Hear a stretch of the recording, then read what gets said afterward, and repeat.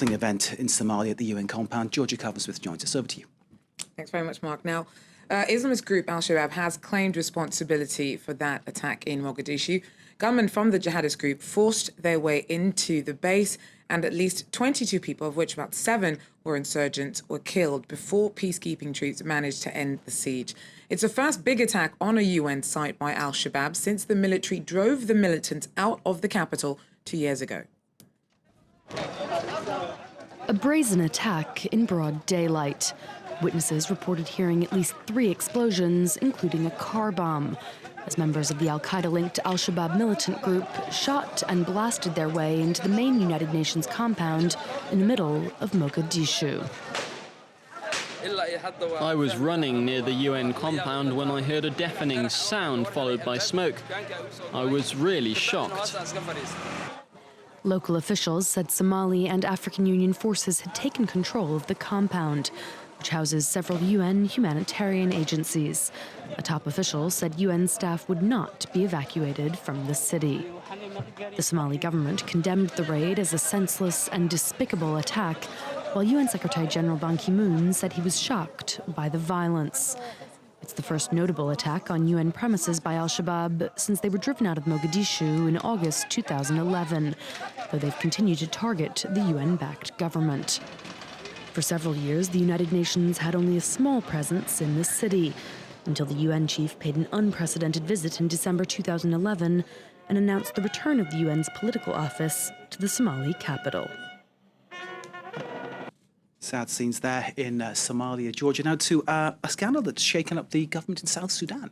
Yeah, now 2 of its top ministers have been suspended over a corruption scandal that involves multi-million euros. President Salva Kiir ordered the removal of the immunity of the Minister of Cabinet Affairs, Deng Alor.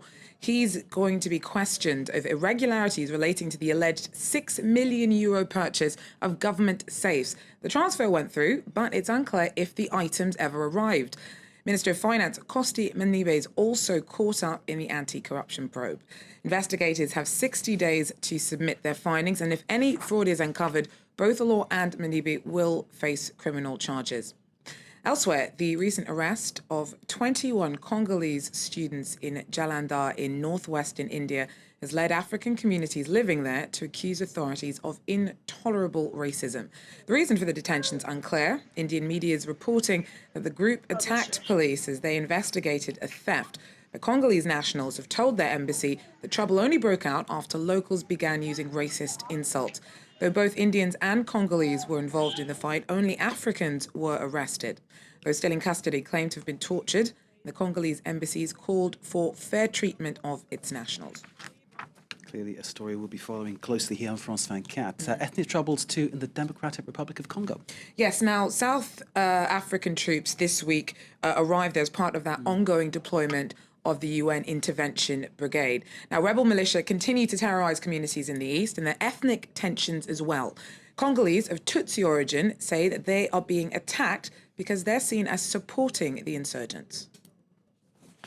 The chapel of Mumba on the shores of Lake Kivu is no more. Dozens of youths arrived here one Sunday and tore down the church. We don't know why they did that. The only reason we can think of is that the Banyamulenge came there to worship. And so the Banyamulenge, the Congolese minority of ethnic Tutsi origin, have once again become scapegoats. Pascal is one of them. He told us that his friends are routinely insulted, harassed, or worse, assaulted by the local population. They beat up 3 of my friends because they were speaking our dialect, Kinyamulenge. Just because of that, they were beaten up and told them they were Rwandans who supported the M23 rebels. So we decided we should organize a march and hand a memorandum to the authorities. The group was attacked with stones and machetes. 40 young people ended up in hospital, some of them seriously injured. If this anti-Tutsi sentiment has spread to Kivu, it is because the rebels are now amassed behind the front line. The M23 movement is based here at Rumangabo. For the government in Kinshasa, their leader, General Makenga, shown here, has become public enemy #1. He is Tutsi, and they say he is backed by Rwanda. The town of Goma is encircled by rebels. Civilians denounce ethnic tensions. Only Tutsis are captured, not Hutus. This creates tensions. All the armed militia destabilizing eastern Congo are not Tutsi. The UN's intervention forces sent here to disarm rebels may also have to protect different sections of the civilian population from each other.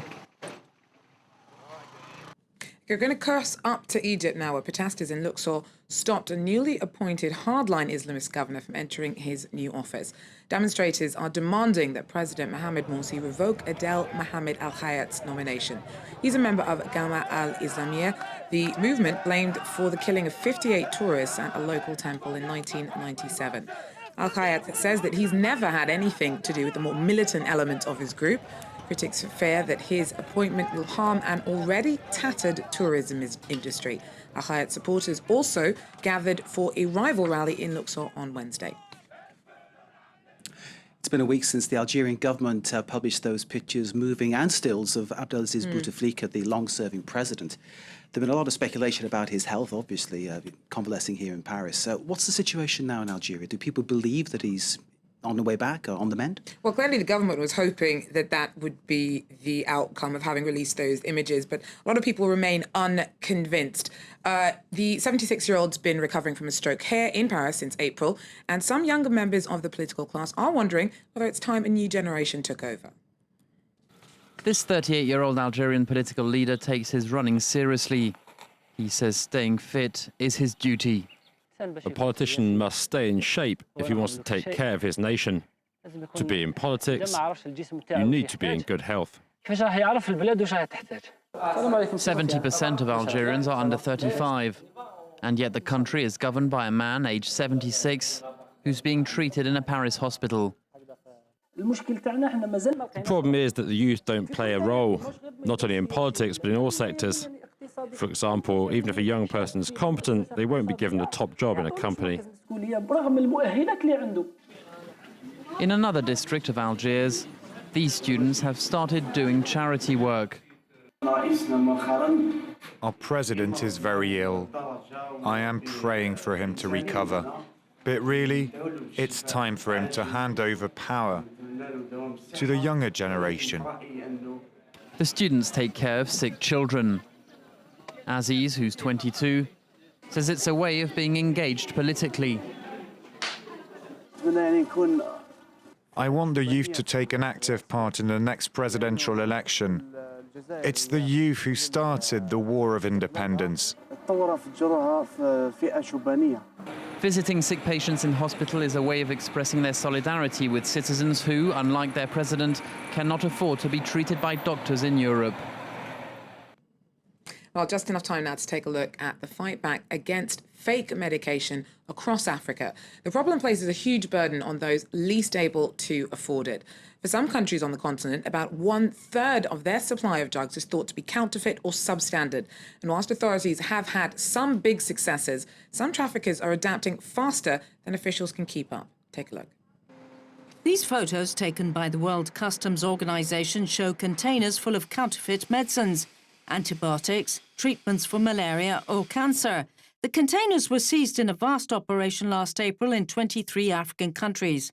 The operation, called Biela, intercepted a record 550 million counterfeit medicines. The main difficulty in operations of this kind is that traffickers have learned to act very quickly following a similar sweep last year. They changed everything. Their routes, the airlines they use, their ports for imports and exports. Once we intercept a container, they modify their plans.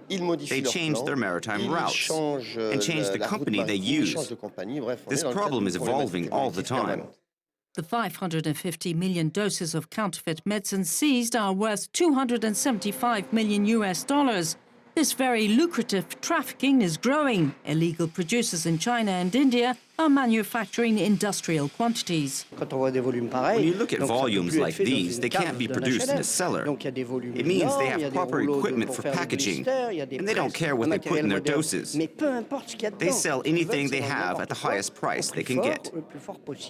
The World Health Organization says 200,000 Africans died last year from counterfeit medicines.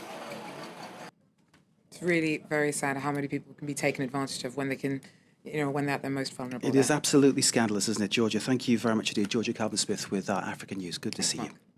Always stay with us. We pick up the pace for a news update after the break, plus sport, plus our special focus feature. Watching live in Paris here on France 24.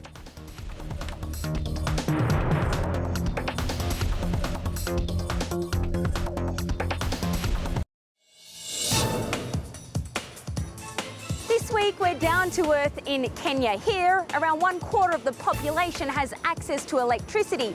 The solution could lie at my feet, where the earth is bursting with energy. Join us as we tap into efforts to pioneer Africa's geothermal power revolution. Don't miss Down to Earth, Thursday, 5:40 p.m. Paris time.